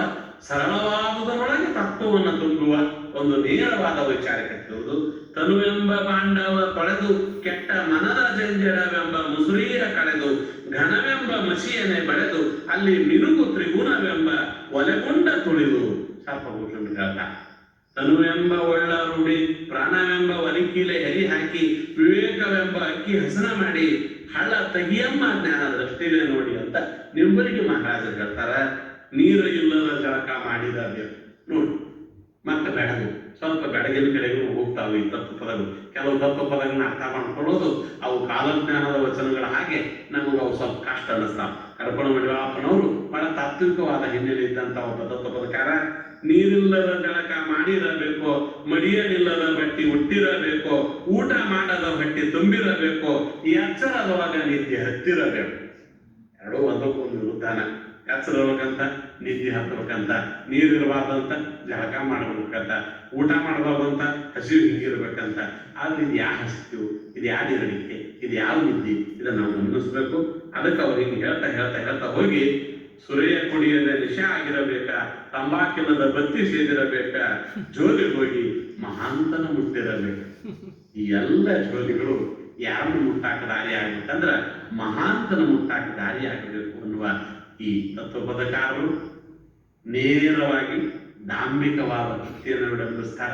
ಅವರ ವೈಚಾರಿಕತೆ ಸಾಮಾಜಿಕ ವಿಮರ್ಶೆಯನ್ನು ಮಾಡ್ತದ. ಸಮಾಜದೊಳಗೆ ನಾವು ಬರೇ ಓದ್ಕೊಂಡ ಬರೇ ಪಂಡಿತರಾದ್ರ ಬರೇ ಭಕ್ತಿ ಆಚರಣೆ ಮಾಡಿದ್ರೆ ಮುಗಿಲಿಲ್ಲ. ಅದು ನೇರವಾದ ನೈಷ್ಠಿಕವಾದ ನಮ್ಮ ಬದುಕಿನ ದಾರಿಯ ಆಗಬೇಕು ಎನ್ನುವುದನ್ನು ಅವರು ಸ್ಪಷ್ಟವಾಗಿ ಹೇಳುವುದನ್ನು ನಾವು ಗಮನಿಸ್ತೀವಿ. ಅದಕ್ಕೆ ಈ ಘೋರವಾದ ಸಂಸಾರ, ಈ ಗುಜಿಗುಜಿ ಮಾಪುರಿ ಸಂಸಾರದೊಳಗೆ ನಾವು ಹೆಂಗೆ ಬದುಕಬೇಕು ಅನ್ನುವುದನ್ನು ಅವ್ರು ಹೇಳ್ತಾರೆ. ಯಾಕಂದ್ರೆ ಸಂಸಾರ ನಿರಾಕರಣೆಯನ್ನು ಅವ್ರೇನು ಮಾಡೋದಿಲ್ಲ, ಬಹಳ ಮುಖ್ಯವಾಗಿ ಗಮನಿಸ್ಬೇಕು ನಾವು. ಅವರ ವೈಚಾರಿಕತೆ ಅದು ಸಂಸಾರ ನಿರಾಕರಣೆ ಆಗಿರಲಿಲ್ಲ. ಘೋರ ಸಂಸಾರದ ಸತಿಯಳ ಬಿಟ್ಟು ಯಾರೂ ಇರದ ಅಡವಿಯ ಸೇರಿದರಿಲ್ಲ. ನೀವು ಸತಿ ಬಿಟ್ಟು ಹೋಗಿ, ಸಂಸಾರ ಬಿಟ್ಟು ಹೋಗಿ, ನೀವೆಲ್ಲೋ ಕುತ್ಕೊಂಡ ನೀವು ತತ್ವ ತಿಳ್ಕೊತೀನಿ ಅಂದ್ರೆ ಅಲ್ಲಿ ತತ್ವ ಇಲ್ಲತ್ತಾರ ನೋಡ್ರಿ. ಬಹಳ ಮುಖ್ಯವಾದಂತ ಅವ್ರ ವೈಚಾರಿಕತೆ ಏನಂದ್ರೆ, ಘೋರ ಸಂಸಾರದ ಸತಿಯಳ ಬಿಟ್ಟು ಯಾರೂ ಇರದ ಅಡವಿಯ ಸೇರಿದರಿಲ್ಲ, ಗುಡ್ಡ ಗೌಹಾರ ಸೇರಿದರಿಲ್ಲ, ಗಡ್ಡ ಜಡೆಯ ಬಹಳ ಬೆಳೆಸಿದರಿಲ್ಲ. ಈ ಬಹಿರಂಗದ ಸಾಂಕೇತಿಕತೆಗಳನ್ನೇ, ಇವೆಲ್ಲ ಬಹಿರಂಗದ ಸಾಂಕೇತಿಕತೆಗಳು ಇದನ್ನ ನೀವು ಮುಖ್ಯ ಅಂತ ತಿಳ್ಕೊಂತ ಹೋದ್ರಿಂದ ನಿಮ್ಗೆ ನಿಜ ಮಹಾಂತನ ನಿಲುವು ಸಿಲುಕುವುದಿಲ್ಲ, ಅದು ಸಿಗುವುದಿಲ್ಲ. ದೇವ್ರು ಎಲ್ಲದಾನ ಅಂತ ಕೇಳಿದ್ರೆ ಅವ್ರ ವೈಚಾರಿಕ ಮಾತು ಹೇಳ್ತಾರ, ತನ್ನ ಬಿಟ್ಟ ದೇವರಿಲ್ಲ, ನಾನೇ ದೇವರು, ನನ್ನ ಬಿಟ್ಟು ನ್ಯಾರೋ ಅಂತ ಪ್ರಶ್ನೆ ಮಾಡ್ತಾರ. ತನ್ನ ಬಿಟ್ಟು ಇನ್ನಾವ ದೇವರಿಲ್ಲ ಅನ್ನೋದನ್ನ ತಿಳ್ಕೊಂಡು ತನ್ನ ಬಿಟ್ಟು ಇನ್ನಾವ ದೇವರುಂಟು ತಿಳಿಯುವಡಲ ಗುಟ್ಟು ಕಟದ ಕಲ್ಲಿಗೆ ನಿಟದ ದೇವರಂದಿ ನಿನ್ನ ಮನಸ್ಸಿಗೆ ತಂದಿ ನಡೆಸಿ ಕೊಟ್ಟರ ನೈವೇದ್ಯ ಮಾಡೇನಂದಿ ಆತನ ಕಡೆಗೆ ಕೈ ಮಾಡಿ ಬಂದ ನೀನೇ ತಿದ್ದಿ. ನಮ್ಮ ಅವನ ಕಡೆ ಕೈ ಮಾಡೋದು, ಎಡೆ ಹಿಡಿಯೋದು, ನಾವು ತಿನ್ನೋದು, ಇದು ಭಕ್ತಿ ಅಲ್ಲ ಅಂತ. ನಡೆಸಿ ಕೊಟ್ಟರ ನೈವೇದ್ಯ ಮಾಡೇನಂದಿ ದೇವ್ರ ಮುಂದೆ ಬಿಡ್ಕೊಂತು, ಯಪ್ಪ ನಡೆಸ್ಕೊಡು, ವರ್ಷ ನೀನು ನೈವೇದ್ಯ ಮಾಡ್ತೀನಿ, ದಿನಾನೇ ನೈವೇದ್ಯ ಮಾಡ್ತೀನಿ. ಸರಿ, ನೈವೇದ್ಯ ಹೆಂಗ್ ಮಾಡ್ತಿ? ಆತನ ಕಡೆಗೆ ಕೈ ಮಾಡಿ ಬಂದ ನೀನೇ ತಿದ್ದಿ. ಇದು ಭಕ್ತಿಯ ಅನ್ನೋ ಪ್ರಶ್ನೆಯನ್ನ ಅವ್ರು ಕೇಳ್ತಾರೆ. ಕಲ್ಲಿಗೆ ಮಣ್ಣು ಎಲ್ಲ ಪೂಜೆ ಮಾಡಿ ಅಲ್ಲೇನ ಕಂಡು ಹೇಳ ನಮ್ಮವ್ವ ಪ್ರಶ್ನೆ ಮಾಡ್ತಾರ ನೋಡಿ. ನಮ್ಮ ಅಜ್ಞಾನವನ್ನ ನಿರ್ಲಕ್ಕೇರಿ ಬಸವಲಿಂಗ ಅನ್ನುವ ತತ್ವಪದಕಾರ ಚರ್ಚೆ ಮಾಡ್ತಾನ. ನಮ್ಮನ್ನು ದಿಗ್ಗಿಸ್ತಾನ. ನಮ್ಮನ್ನು ಹೇಗೆ ಆತ ತಲಾಟೆ ತಗೊಂತಾನ ಅಂದ್ರ, ಕಲ್ಲಿಗೆ ಮಣ್ಣ ಎಲ್ಲ ಪೂಜೆ ಮಾಡಿ ಅಲ್ಲೇನ ಕಂಡು ಹೇಳ ನಮ್ಮವ್ವ ಕಂಚು ತಾಮ್ರ ಬೆಳ್ಳಿ ಮಿಂಚಿಟ ಬೊಂಬೆಗೆ ಹಂಚಿಕಿಲ್ಲದೆ ಅಂತ ಹೆಸರಿಟ್ಟು ಕರೆದೆ ನಮ್ಮವ್ವ. ಇಡೀ ಪದ್ಯ ಜನಮಾನಸದ ಒಂದು ಅಜ್ಞಾನವನ್ನ ದಿಗ್ಗಿಸ್ತದ. ಹೀಗೆ ತತ್ವಪದಕಾರರ ವೈಚಾರಿಕತೆ, ಮನಃಶುದ್ಧಿ, ದೇಹಶುದ್ಧಿ ಅವೆರಡೂ ಬೇರೆ ಬೇರೆ ಅಂತ ತಿಳಿದಿರಲಿಲ್ಲ. ದೇಹ ಶುದ್ಧಿ ಮನಃಶುದ್ಧಿಯನ್ನು ಮಾಡಿಕೊಂಡು ಸಮಾಜ ಶುದ್ಧಿಯ ಕಡೆಗೆ ನಾವು ಹೋಗಬೇಕು. ಹೇರೂರು ವಿರುಪನಗೌಡರು ಹೇಳ್ತಾರ, ದೇಹ ಬಹಳ ಶ್ರೇಷ್ಠ ಅಂತ. ದೇಹವು ಮರ್ಮವು ಎಲ್ಲಾನು ಬಲ್ಲೆ ಭಾವಶುದ್ಧವಾಗಿ ಕೇಳುವ ತಂಗಿ ಉಪಾಯ ನನಗೆ ಗೆಳತೇನವ್ವ ಕಾಯದೊಳಗೊಂದು ದೇವರಿಟ್ಟಕೊಂಡು ಬದುಕವ್ವ ತಂಗಿ. ಕಾಯದೊಳಗೊಂದು ದೇವರಿಟ್ಟುಕೊಂಡು ಕಾಯವೇ ಕೈ ಇದು ಶ್ರೀ ಗುರುವನ್ನು ಒಲಿಸು ಬಂದ ಪ್ರಸಾದ ಕಾಯ ಅಂತ ನಮ್ಮ ಶರಣ ಹೇಳ್ತಾರೆ. ಕೂಡಲ ಸಂಗನ ಶರಣ ಒಲಿಸ ಬಂದ ಪ್ರಸಾದ ಕಾಯವಿದು. ಇದು ಕಾಯದ ಸುಮ್ಮನೆ ಹಾಳಾಗುವುದಲ್ಲ ಅಂತ ಶರಣರು ಹೇಳಿದ ಮಾತನ್ನ ಕಾಯದೊಳಗೊಂದು ದೇವರಿಟ್ಟುಕೊಂಡು ನಾವು ಆ ದೇವರಿಗೆ ಬದ್ಧರಾಗಿ ಬದುಕಬೇಕು ಎನ್ನುವ ಒಂದು ಸ್ಥಿತಿಯನ್ನ ನಮ್ಮ ತತ್ವಪದಗಳು ಹೇಳ್ತಾವ. ತಾತ್ವಿಕತೆಯ ನಡುವೆ ಅಧ್ಯಾತ್ಮದ ನಡುವೆ ಆಳವಾದಂಥ ಒಂದು ನೈಷ್ಠಿಕ ನೀತಿಯುತ ಬದುಕನ್ನ, ವೈಚಾರಿಕ ಬದುಕನ್ನ, ಅತ್ಯಂತ ಶ್ರೇಷ್ಠವಾದ ಮತ್ತು ಧರ್ಮದ ನಡೆಯುವ ಬದುಕನ್ನ ಜನಮಾನಸದ ನಡುವೆ ಈ ತತ್ವಪದಕಾರರು ತುಂಬಿಕೊಂಡಾರಂತ ತಿಳ್ಕೊಂಡನ. ಇವತ್ತಿಗೂ ನಾಡಿನ ಎಲ್ಲ ಊರುಗಳಲ್ಲಿ, ನಮ್ಮ ಗ್ರಾಮಗಳಲ್ಲಿ, ಮಠಮಾನ್ಯಗಳಲ್ಲಿ, ಸಮಾಜದ ನಡುವೆ ತತ್ವಪದಗಳು ಭಜನೆಯ ರೂಪದೊಳಗ, ಅನುಭವದ ರೂಪದೊಳಗ, ಮನೆ ಮನೆಯ ಮುಂದೆ ಬರುವಂಥ ನಮ್ಮ ಮನೆಗಳಿಗೆ ಭಿಕ್ಷಾ ಬಿಡ್ತಾ ಏನು ಬರ್ತಾರಲ್ಲ ಅಂತಹ ಸಾಮಾನ್ಯ ಜ್ಞಾನಿಗಳೇನು ಬರ್ತಾರೆ ಅವರ ಬಾಯೊಳಗಿನ ಹಾಡಿನ ರೂಪಗಳಾಗಿ ತತ್ವಪದಗಳು ಇವತ್ತು ನಮ್ಮ ಜನಮಾನಸದಲ್ಲಿ ಅವು ಅತ್ಯಂತ ಚಲನಶೀಲ ಆಗ್ಯಾವ, ಜಂಗಮ ರೂಪದೊಳಗದಾವ. ಅವುಗಳನ್ನ ಇನ್ನಷ್ಟು ಬೇರೆ ಬೇರೆ ಆಯಾಮದಲ್ಲಿ ಅವುಗಳನ್ನು ಅಧ್ಯಯನ ಮಾಡಬೇಕು. ಅನೇಕ ಶರಣರು ಬರೆದಿರುವ ಅನೇಕ ತತ್ವಪದಗಳು ಇವತ್ತು ನಮಗೆ ಸಿಗ್ತಾ ಇದ್ದಾವೆ.